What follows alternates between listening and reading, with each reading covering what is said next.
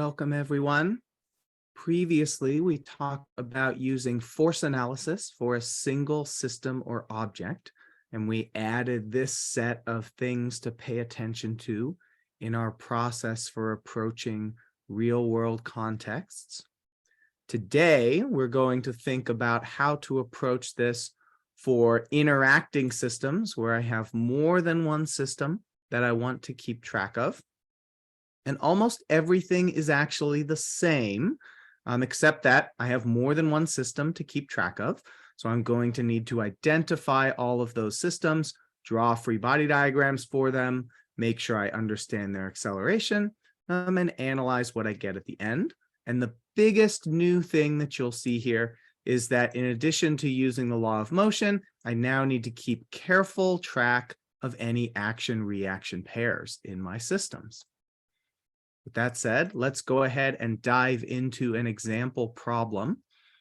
For this one, I'm going to think about a sort of classic action movie scene where you have the star standing on some sort of heavy industrial crate, maybe in a fight with the bad guy, and the crate and the star are lifted upward by a helicopter. So that is the real world context that I'm thinking about here.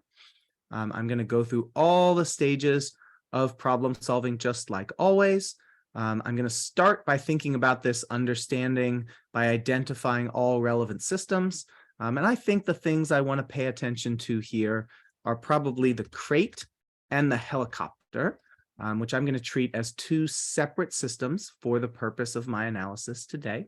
Or sorry, not the helicopter. Let's do the star, the crate and the star. Action movie star here. All right, so those are the systems that I'm going to be interested in. So I'm going to need to write down some facts about all of those things. I'm going to go ahead and say that the mass of the crate, which I'll call MC, should be pretty big. Let's say 3,000 kilograms. And my action star, which I guess I'll use MA, also should be pretty big, although nowhere near 300 kilograms. Let's say 150 kilograms, a very big action star here. And then I'm going to need things like the gravitational acceleration near the surface of the Earth. That's probably going to come in handy. I have a helicopter here, so what would be really useful would be to have a sense for what force a helicopter might be able to exert on a system. And so I looked that up. There's a huge range of forces that a helicopter can exert on a system. Here, I'm imagining that the helicopter is connected by a rope or a cable or something like that. So I'm going to end up with a tension force from the helicopter. And I'm going to use an example of 90,000 newtons as my tension. And again, we can always come back and correct any of these numbers if we think they're not good estimations of something. All right, that's probably a decent set of things to start with. So we've identified our systems. We have a list of known quantities. Oh, a question here that we might ask is, what is the acceleration of my helicopter? So that's a good question to ask here, or of my systems as a whole. And because the movie star is on the crate, I'm expecting everything in this problem to have the same acceleration. If they don't, then my movie star is falling off the crate, which is not going to be good. Some important assumptions for a problem like this one. I'm treating everything as a particle. So I'm using my particle model. I'm obviously near the surface of the Earth. That's an important assumption that we're going to be using. I have a rope or a cable or something like that. So I have an ideal, let's call it a rope. So I have an ideal rope involved in my system. I think that might be all the assumptions that I need, but let's go ahead and mark that down, and we can always add something else later if we need to. And then I'm back to the new steps here. So I need to draw free body diagrams for my objects of interest. One thing you want to make sure to do is draw separate free body diagrams. So we'll go ahead and use red for the crate. So here's the crate. And then I will use blue for the action movie star over there. So let's start with the action movie star. I know that they should be accelerating upwards which means I'm expecting an acceleration that is in the vertical direction here. And then the forces that are acting on the movie star are gravity. So there's going to be a gravitational force, which points downward. And then there will be a normal force upwards on the star by the crate. And I think that's actually it. The movie star is not in contact with the rope. The rope is attached to the crate. So I think that's all I need. We can go ahead and label these. This is the normal force on the action star by the crate. And then down here, we have a gravitational force on the action star by the Earth.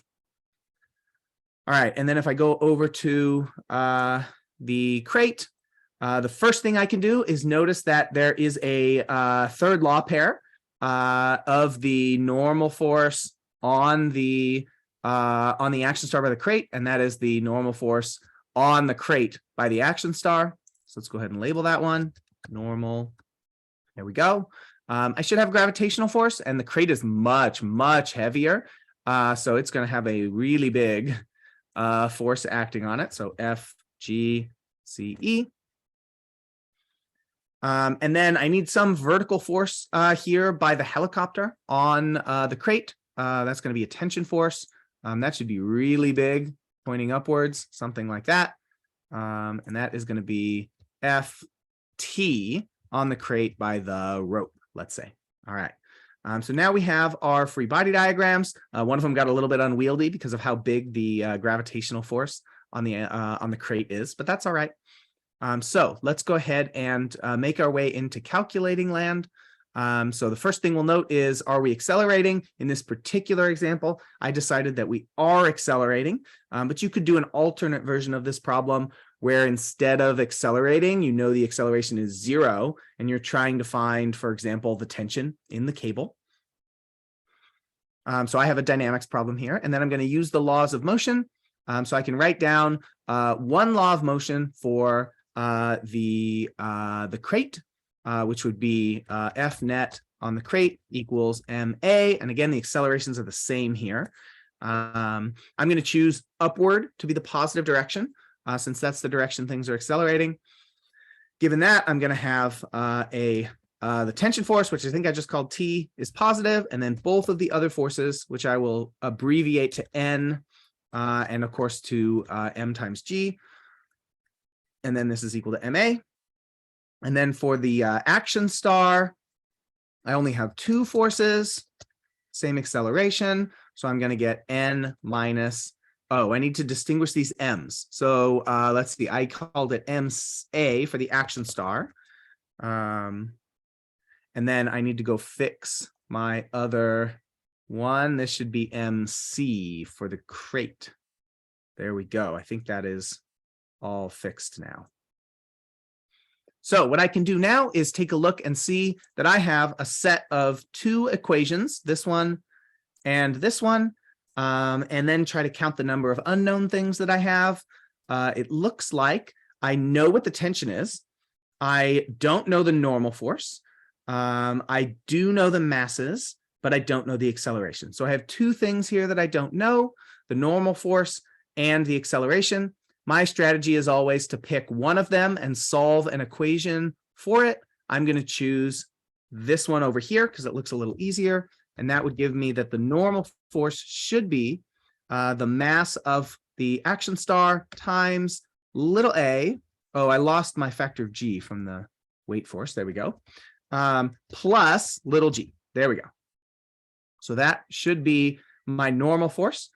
You'll note here that that normal force is solved for, but not known, because I still don't know how big the acceleration is. So to figure that out, I'm going to have to take this normal force and plug it in over in the other equation. All right, when I plug in this n, one thing I want to pay careful attention to is that it is negative in this equation. So I go T minus, and then I have to do MA times A plus G. And I can distribute that MA like so, but this is going to become negative. So I have to keep really careful track of my positive and negative signs. And then I still have a minus MCG is equal to MCA. I can get all the things that have little a on one side of the equation. So I'll end up with an expression that looks something like this. MC plus MA times the acceleration. That is very solvable for the acceleration. I'll go ahead and write it out over here. So the acceleration is equal to T minus MAG minus MCG. And that is going to get divided by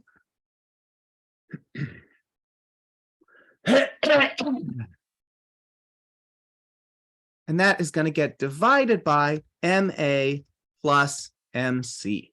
So there we have it, an expression for the acceleration. We can take this as an opportunity to plug in the various numbers that we have. You can see that we're going to get, let's see, 9,000 from the tension minus, let's see, 3150 times 10 for G is going to be 30,150. So it looks like I have picked a tension which is much too large. Let's go ahead and retcon that a little bit. Let's say that it was 40,000 newtons. That seems like a good value for the tension here. So if I try plugging those numbers in, I'm going to get 40,000 minus 31,500, which is 8,500. So I'm going to get 8,500 newtons divided by my 3150. Let's see what that gives me. I got about 2.7 meters per second squared.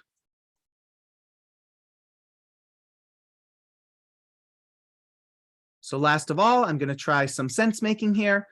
The units work out pretty nicely, as I sort of showed when I was doing my numbers calculation. Here I have newtons for all three of the things in the numerator, and then I have kilograms for both of the things in the denominator. Newtons over kilograms, we've seen many times, is equal to meters per second squared. I can check my number here. I got 2.7, which we've seen lots of accelerations like this. I always think a good check is to think about how it compares to G. This is a little bit smaller than G, which sort of makes sense unless the helicopter is really going very, very fast upwards. And that seems unlikely given that it's carrying a 3,000 kilogram crate at the end of its cable. So the last thing we want to do here is try to make sense of our symbolic answer. This is actually a kind of tricky one to make sense of. Especially using special case analysis. So even though this particular strategy over here is often very useful, I think in this problem, it's probably not quite as useful as it could be. The only special case that I can really see here is trying to make the numerator 0. So picking a value for the tension that makes the numerator go to 0, which was sort of a reverse special case. So I could go backwards and see like what value of the tension would I have needed to choose to give an acceleration of 0. We can go ahead and try that. So I'm going to basically need for the tension to equal the sum of the gravitational forces, MAG plus MCG. That's going to be 31,500 newtons. So if I change the tension to that, that would be the tension I need in the rope just to lift these things at constant speed. And I think for sense-making purposes, sort of thinking conceptually about what that situation would mean is really powerful here. So in that situation, if I pick the tension to be 31,500, I would get that it's directly equal to the sum of the gravitational forces, which is also what I would get, for example, if I had the crate with the action star on it sitting on the ground, not moving at all.